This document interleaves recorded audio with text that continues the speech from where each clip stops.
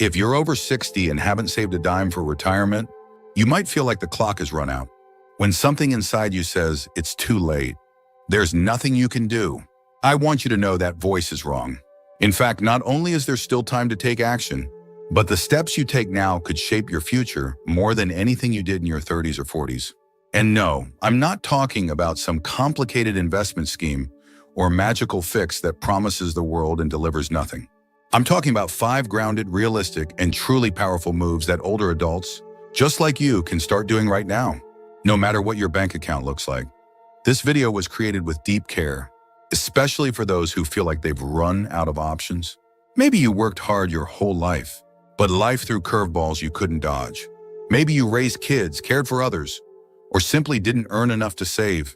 Or maybe you did save and then the market took it, or medical bills drained it. The truth is, many seniors today are in the same boat, quietly worried, trying to keep up appearances, but feeling the pressure deep inside. If this is you, I want you to know you're not alone. And more importantly, you're not powerless. So, stay with me until the end. Whether you're living on Social Security, supporting yourself with side work, or just trying to stretch every dollar, this is for you. These 5 shifts can give you breathing room, direction, and most of all, hope. And that, my friend, is priceless. Let's begin. Number 1, a clear spending plan. The very first move you must make if you've saved nothing for retirement is to take full control of your spending. Not in a vague, I should budget better kind of way, but with a clear, honest, detailed plan that lays everything out in front of you. This is not about cutting out your morning coffee or denying yourself the joy of life. This is about clarity, because clarity is power. When you know exactly where your money's going, down to the dollar, you start to see patterns, opportunities, and leaks you never noticed before. The truth is, most people don't really have a spending problem. They have a clarity problem. They think they know where the money's going until they write it down. And for many seniors, especially those living alone or on fixed income, small, repeated expenses add up more than they realize. That's subscription that quietly bills every month. The insurance policy with better options now available. The groceries that always seem to go over. The goal isn't to shame or restrict yourself. It's to empower yourself with knowledge, so you can make better decisions with confidence. Now here's the psychological piece no one tells you. When you don't track your spending, your brain fills in the gaps with fear. That's why so many older adults live in constant anxiety about money, because they're operating in the dark. But when you put your numbers on paper, when you create a monthly or even weekly plan, the anxiety starts to fade, because now you're not reacting to fear. You're acting from knowledge. And that shift alone, going from anxious guessing to calm knowing, can change your entire emotional relationship with money. Let me give you an example. Frank, a 72-year-old widower I met through a senior center workshop, was convinced he didn't have enough to make it past the next year. He was skipping meals, avoiding doctor visits, and losing sleep at night. But when we sat down and wrote out every expense, rent, utilities, food, transport, medications, he realized something shocking.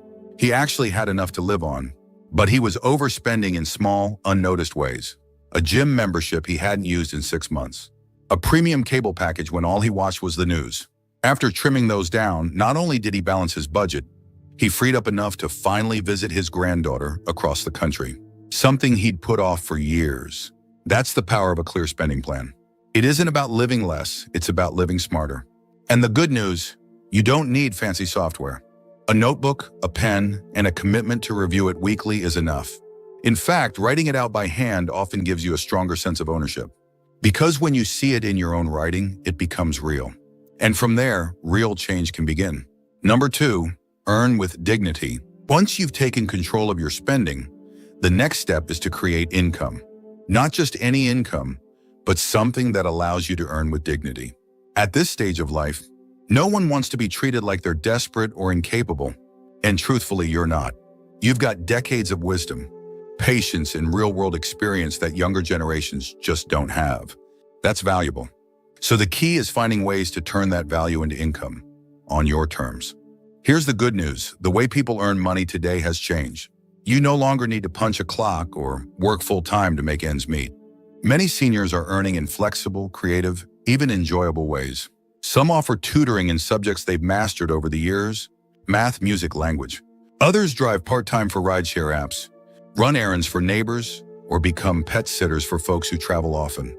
You might even offer companionship services through senior networks or local agencies, just being a reliable presence for someone else who's lonely or needs help. What matters is this: you're not starting over. You're building from who you already are. One man I met, Harold, age 68, was a retired mechanic. For a while, he thought his days of making money were behind him. But then he began helping neighbors fix small engine problems. Lawnmowers, generators, scooters. Word spread, and now he makes a few $100s a month, working just a few hours each week, right from his garage. That money, it covers his groceries and gas, and gives him a sense of usefulness he thought he'd lost. Here's the psychological truth behind this: purpose matters more than paycheck. Yes, income is important, but feeling needed, feeling capable, and feeling respected, those are what really drive our motivation and joy in later years. When you earn in ways that align with your values, it fuels your spirit, not just your wallet. But maybe you're thinking, I don't have a skill to offer. Well, I gently challenge that thought. If you've raised kids, you've managed logistics. If you've worked any job, you've dealt with people. If you've been through hard times and come out stronger, you've got resilience and insight others need. There's someone out there who would pay to learn what you already know. And remember, it doesn't have to be big. Even an extra $200 or $300 a month can be life-changing when you're living lean. That could mean affording better food, seeing a doctor you trust, or simply not stressing when a utility bill arrives. If you're still watching this video and finding these insights valuable, please comment number 2 below to let me know you're here. And if you haven't subscribed yet, I recommend you subscribe and turn on the bell so you don't miss any videos. Your support helps us continue creating good content to inform and inspire you. Now let's move forward. Number 3, downsize with strategy. After securing a bit of income, the next smart move is to simplify your living situation in a way that serves you, not just your budget. Downsizing isn't about giving up. It's about letting go of what no longer supports your goals, your peace, or your physical comfort. And truthfully, many seniors are living in homes that once made sense, when kids were around, when jobs were local, but now those homes feel like burdens. Big spaces mean bigger bills, more maintenance, and more isolation. And here's something you may not have considered. Your house might be costing you more emotionally than financially. If it feels empty, if every creaky floorboard reminds you of a chapter that's closed, it might be time to start fresh in a space that better fits this next chapter. I'm not saying run off and live in a camper, unless that's what you want. I'm saying look around and ask, does where I live still fit how I live now? Strategic downsizing can free up a surprising amount of money. Sell a house and move into a smaller apartment? You may walk away with thousands in your pocket and a rent you can easily handle. Live in a 2-bedroom condo and rent out the other room to a fellow senior. Or traveling nurse. That rent check could pay most of your monthly expenses. Move in with a relative or join a senior co-housing group. You not only reduce costs, but you gain companionship and safety. One gentleman I met, named Frank, was 75 and living alone in a 3-bedroom house after his wife passed. He struggled to keep up with the yard, the repairs, the property taxes. After months of anxiety, he sold the home and moved into a quiet senior apartment, building with a built-in community. His words, I stopped feeling like I was drowning in memories and started feeling free. Frank's rent was lower than the upkeep on his house, and with the money he made from the sale, he finally felt secure again. Psychologically, this decision is powerful. Why? Because when we declutter our space, we declutter our minds. When we take charge of our environment, we stop feeling like victims of our circumstances and start feeling like authors of our own story. And that sense of control, that is one of the biggest predictors of happiness in older adults. It's not just about money, it's about energy. Every light bulb you don't have to replace, every staircase you don't have to climb, every weed you don't have to pull, those are little bits of energy you save. Energy you can redirect into something meaningful, a part-time hobby, a walking group, reconnecting with friends. Number 4, rethink what you can offer. This next step is where everything begins to turn around. Because once you've reduced your financial strain and found some footing, the real opportunity appears. And it's not just about money. It's about discovering or rediscovering that you still have something to offer. And when you realize that, something powerful happens inside. You stop seeing yourself as a burden or someone past your prime, and you start seeing yourself as a resource, as someone valuable. Because you are. Now, this doesn't mean going back to a 9-to-5 job. It means asking, what do I already know that someone else might need? Maybe you spent years working with your hands, plumbing, carpentry, or auto repair. That's knowledge people are hungry to learn. Maybe you raised 4 kids, managed a household, and always made ends meet. Do you know how many young families would love help managing their own chaos? Maybe you were a nurse, a teacher, a cook, or simply someone who knows how to listen with patience. That's gold in today's world. You see, the biggest mistake we make after 60 is assuming we're done contributing. But the truth is, seniors have the most to give, and often in the most meaningful ways. And when you begin offering what you already have, your wisdom, your time, your care, it can become a source of income and healing. It gives structure to your days, purpose to your steps, and confidence to your heart. Let me tell you about a woman named Carol. She's 69 and spent most of her life as a homemaker. After her husband passed and the kids moved away, she felt lost, both financially and emotionally. One day, her neighbor asked if she could babysit for a few hours. That turned into regular childcare, then tutoring, then meal prep for a few other families. Within a year, Carol had a part-time income, a new network of friends, and something to look forward to each week. Not to mention, the families trusted her like she was their own mom. There are senior men teaching young boys how to work with tools again. There are grandmothers making home-cooked meals for delivery services. Some are mentoring online, sharing life lessons on YouTube, or helping nonprofits with admin tasks. And yes, some are even starting small businesses in their 70s. It's not just possible, it's happening quietly every day. Psychologically, this shift is key. When you feel needed, when you feel useful, your brain lights up differently. You feel more energized, more optimistic, and more willing to face the challenges of aging. It's a reminder that your life still has momentum, that you're not winding down, you're just changing gears. So look in the mirror and ask, what do I know? What have I lived through? What skills have I quietly mastered that the world still needs? Your answers may surprise you, and your next chapter, it might just begin there.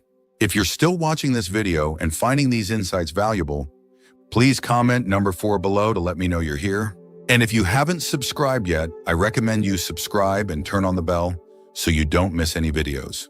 Your support helps us continue creating good content to inform and inspire you. Now let's move forward. Number 5, rebuild a purpose-based routine. Once you've cut costs, taken care of your basics, and started sharing your gifts again, you might still find yourself waking up some mornings, wondering what now? And that's where this 5th step makes all the difference. Rebuilding your routine, but this time around purpose. Not just filling time, but filling it with things that actually matter to you. Because even if you didn't save a dime for retirement, it doesn't mean your life has to feel empty or aimless. Let's be honest. One of the hardest things about getting older, especially without a financial cushion, is losing that structure we had for decades. When you worked, you had a reason to wake up, places to go, people who counted on you. Once that's gone, the days can blend together. And that's when feelings of sadness, anxiety, and even worthlessness can start to creep in. But here's the truth, you don't need a paycheck to feel fulfilled. You just need purpose. Rebuilding a purpose-based routine means designing your days around things that feed your soul, challenge your mind, and give you a reason to get up and get dressed.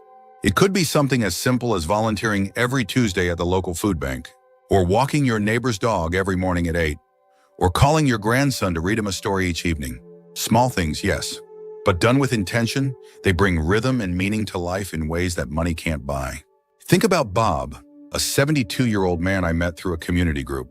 He'd spent his whole life in construction, never made much money, didn't save, and after an injury, he retired early, bitter and bored.